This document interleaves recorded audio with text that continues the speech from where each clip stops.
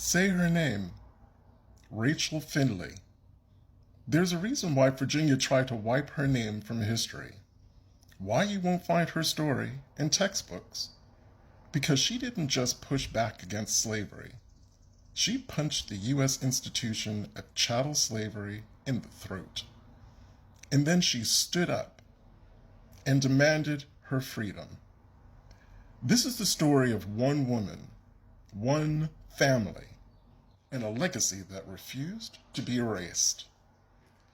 It's the women in my family's tree who usually give the most unexpected historical detours. They carry the breathtaking, sometimes disturbing truths that shake you awake.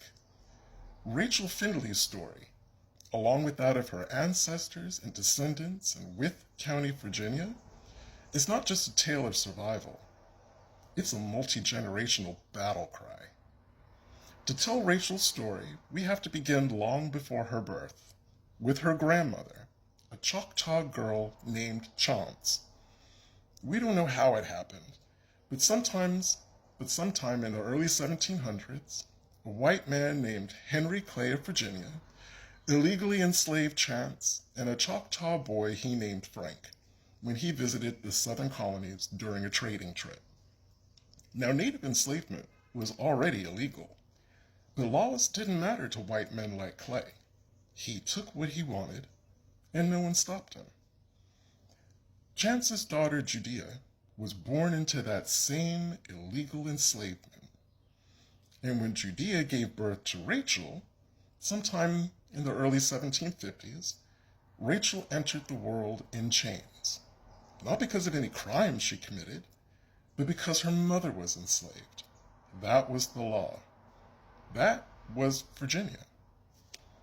But Rachel was made of something different.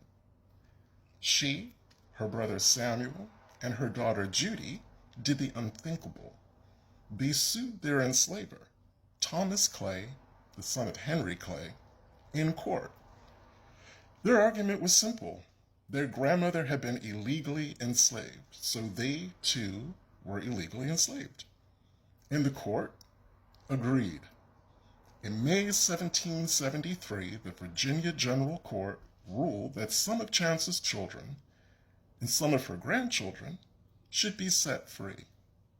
But not Rachel. No, her story took a darker turn. Before Rachel's freedom verdict could be enforced, the Clay family, the very ones who had enslaved her, secretly sold her and her daughter Judy to a man named John Draper, who dragged them into the wilds of western colonial Virginia to keep them out of the hands and the arms of the court system. It was a calculated move and a cowardly betrayal. They hid her, tried to bury her story. But Rachel wouldn't stay buried. In 1813, at 60 years old by then, she sued. Again. This time in Wythe County, Virginia. She had spent her life in bondage, even though the courts had already ruled that she should never have been enslaved. 7 years. 7 years of legal delays, silence, and injustice. Until finally, in May of 1820, a simple sentence changed everything. We, the jury, find the plaintiff is free and not a slave, and we do assign damages to 1 penny. 1 penny. 50 years of a stolen life, of back-breaking labor, of motherhood spent in chains, of knowing you were supposed to be free and having that ripped away from you anyway. And all they gave her was 1 penny. Rachel didn't flinch.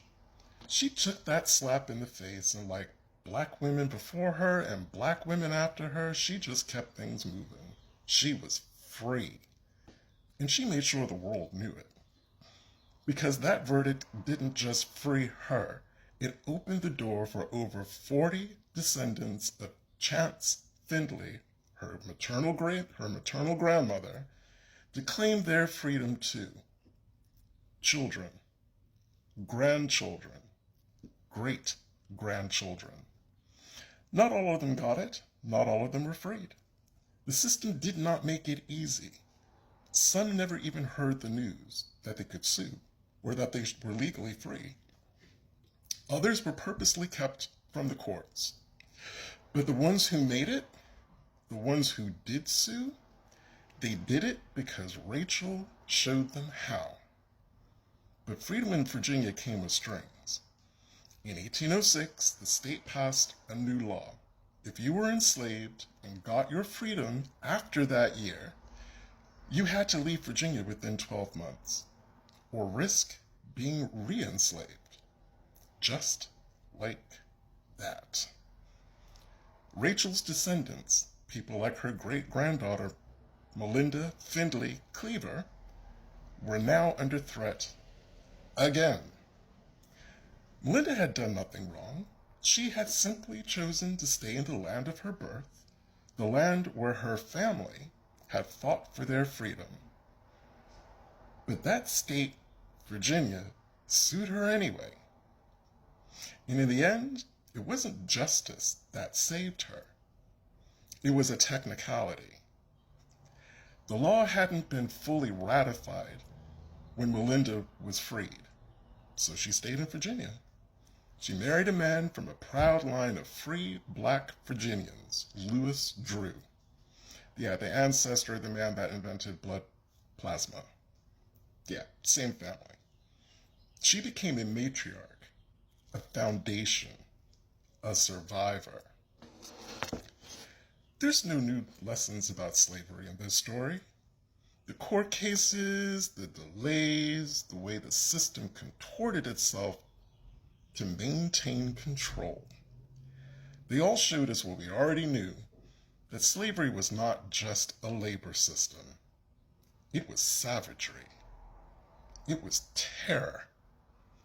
It was a machine of erasure built to break bodies and bury names.